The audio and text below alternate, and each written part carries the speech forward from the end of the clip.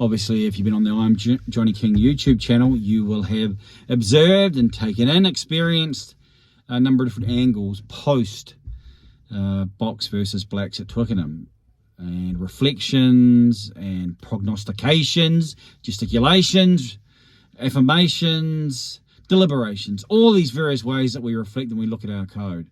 And so now, as it's been, 36 odd hours since, or thereabouts, as I was driving around this afternoon in middle New Zealand and pondered what transpired, and not necessarily the various parts, and whether or not one part or one phase or one application was better, but more sort of a comprehensive statement about how each approached Twickenham and how each viewed it.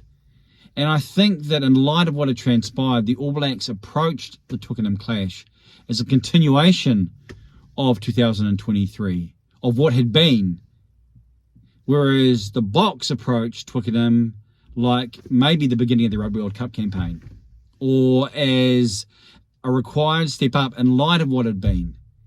And so the All Blacks, I think you could say, do we describe it as complacency or naivety? Of course, some may say, well, they just weren't good enough, and of course we want to beat our chest and our supporters like that, and the red meat of our fraternity go rah rah and want to get on board with that. But I think that's, can be quite a superficial way of approaching these subjects. And we want to look at the rugby code and ask some maybe more philosophical questions, and even as they reflect, because sport is life. I mean, sport is a part and a component of life, and just as we approach other areas of life and the challenges that can be because our expectations are not rightly attuned, I think that's part of what transpired at Twickenham. I think the All Blacks expectations and the Springbok expectations were different. And I think those expectations were informed by different means. The All Blacks, through what had been, they were on a roll. It's hard to ignore median talk, even when you say you can, and when you say you do. And talking about being favourites now, and what had been for the Springboks, and the challenges that had been, and the previous match between the two nations in Auckland, and drawing on their experience of what transpired in 2019. I think they found a place, they went to a place that maybe this All Blacks team, this present iteration, haven't been to yet. And so that's fascinating. So have the Boks won the battle, but have they allowed the All Blacks, or have they given what the All Blacks need? Because what's happened in previous World Cups, I've lived every one. 87 was at it. 91, 95, 99, 03, 07. So we know, we are not fooled that the All Blacks have struggled to adjust to Rugby World Cup style requirements. And so this unit, I think, have been given a warning. And if they heed that warning, now, will they have the means and the ability within themselves to be able to scale that mountain that's before them? Well, that's still to be told. But I think what they should understand is Rugby World Cup contests are different from other test matches, especially the knockouts. And it's so vitally important, not only how you approach them, but the importance of staying in front. And who knows, maybe this will be a distinctive Rugby World Cup. Maybe there'll be sides in the knockouts who'll come from behind and win it in the last 5 or 10 minutes. But knockout rugby or tight test matches of that nature tend to tighten up as they head into the 80.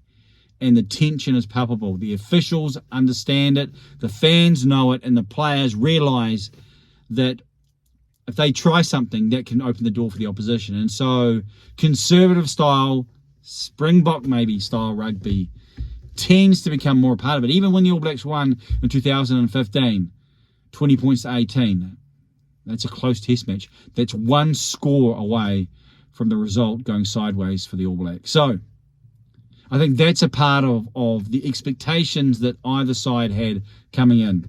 And whereas the Springboks were able to draw from their experiences, this All Black side, yes, there's some who were in the 2019 Rugby World Cup. So it's not like there was absolute naivety, but they didn't win that. And I think when it really counted, then they found out versus England that when there's a roadblock, you've still got to find a way. You've still got to be able to maneuver around it, over or through it. And the Springboks gave a present reminder of why they are favoured by so many pundits, because they are hard to move. They play a brand of controlling, deliberate rugby that can accumulate points but can also not open the door for the opposition. And so you've got to play in light of that. You've got to not, in one sense, provide an opportunity through your own endeavour. And I think the All Blacks, even with ball in hand, you could see the rush defence from the box. And when they wanted to pass it on the outside, a defender had already filled that space. So a lesson to be learned. Have they learned that lesson? Well, I don't necessarily think the first contest will be the test of that. It's going to be the quarterfinal. And whether or not they can actually show the type of acumen and application where they can win 3 knockout matches in a row and be crowned Rugby World Cup champions, Rugby World champions. Probably, for many, post-Twickenham, that seems like a much higher mountain to climb. And no doubt, it is. And we will see in the coming weeks how they navigate it, which is going to be fascinating, not only for rugby supporters, but for those who appreciate seeing the human genius and the human frailty, the human fragility, the human weakness, put it under the microscope and seeing how it responds when it's tested the most. So, what do you think? Any thoughts on what I've shared? Or are you still living in light of what transpired, both in the afterglow and maybe the darkness and descent? What say you? I am Johnny King.